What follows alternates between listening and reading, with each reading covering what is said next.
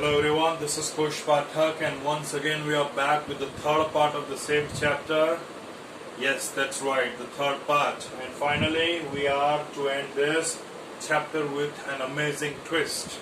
Okay, like how in the first part of this chapter called A Question of Trust, we were introduced to the character called Horace Denby.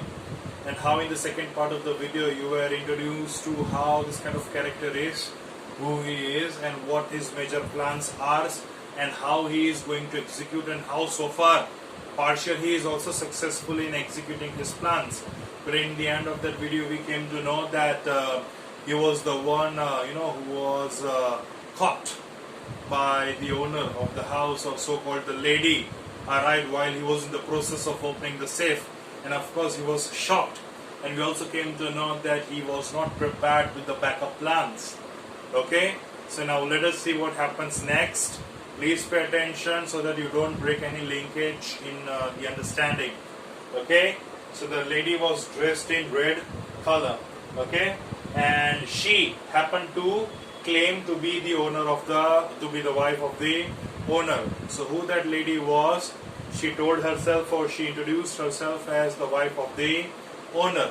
Okay, and she starts talking to Horace Denby. The way she talks, there is a side of kind of confidence which is seen on her face, and that definitely disturbs Horace Denby, because the arrival was very quick and very smooth, to which of course Horace Denby was not at all prepared. Okay, so Horace was in the state of panicking. He started panicking. Now what will happen? Because deep inside he started thinking that now he would be put behind the bars. He will have to do something in order to escape from the situation, because now the trouble has already entered. He could not escape from this trouble. He will have to face it, or rather sort this trouble out. Okay, he thinks to be put behind the bars. He thinks that now this lady who is claiming herself to be the wife of the owner will put him behind the bars in the accusation of stealing the things, okay, from her house. In the process of same, he lets the woman dominate.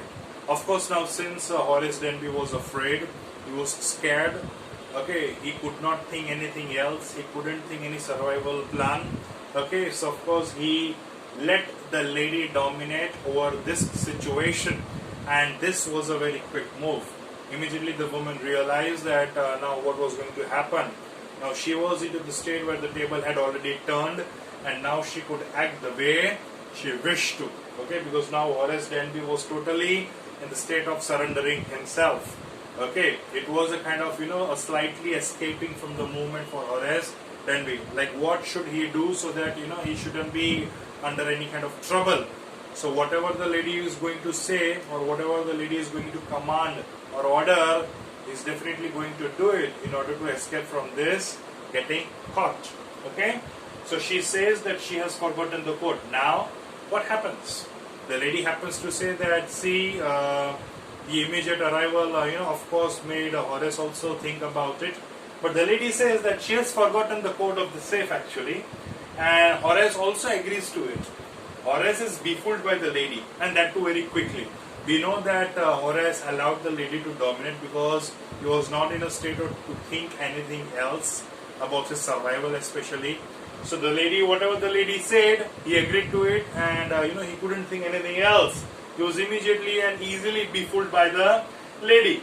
So what does the lady do? The lady, puts up an act. Okay, she develops the story very nicely so that Horace agrees to it very easily. She says that she forgot to put the jewelry in the bank. Okay, and now how she wants it, and she needs to wear them at a night party. But just because the fact is that she has forgotten the code, and in the process of hurry, she forgot to put the jewelry in the bank, but now she has come back to home, but she is in so hurry that she has forgotten the code, and she has to wear the jewelry for the night party. That's the thing, or that's the excuse, or that's the reason that she has said, and to which of course we as a reader, we know that Horace is going to agree with it. Because now he is into the troubles and he would love to escape from this if only things fall on his part. Let us see what happens next. Horace decides to assist. See, Horace now says that if he would help this lady out to get the jewelry out of the safe, probably the lady would allow him to go and will forget whatever happened, and that's how Horace will escape easily. So Horace thought that let me assist the lady in opening the safe, but that idiot or that stupid, he forgot that he was opening the safe without wearing the gloves. Yes, that is most important. I think this is the basic knowledge which every thief has, to open anything or to not touch anything without wearing gloves. But he opened the safe without wearing the gloves, thinking that the lady is actually the owner of the house or the wife of the owner of the house. Okay, so Horace didn't research enough about the family members, and that was his drawback. He didn't research enough about the family members. He didn't research about who exactly lives inside the house. Okay, and he opens the safe without wearing the gloves. Okay, that gives him really pain. Okay, it's G-N-O-V-E-S, and this is what makes him think that he is now relieved, because he has helped the lady to get the jewelry out of the safe. Okay, and then the lady allowed him to go. He thinks that he is now out of the trouble, but we as the reader know that this is not how the troubles escape easily, right? So what happened 2 days later? What happened? 2 days later, police officer arrests him on account of the accusation of the robbery. Yes, so what happens now? The actual owner of the house arrives, and immediately the moment they come to know that the house has been robbed, they file a complaint. Okay, and the police officer does the investigation, and through the research or through the fingerprints of Horace Denby, they figure out that Horace Denby is accused, okay, of robbery, right?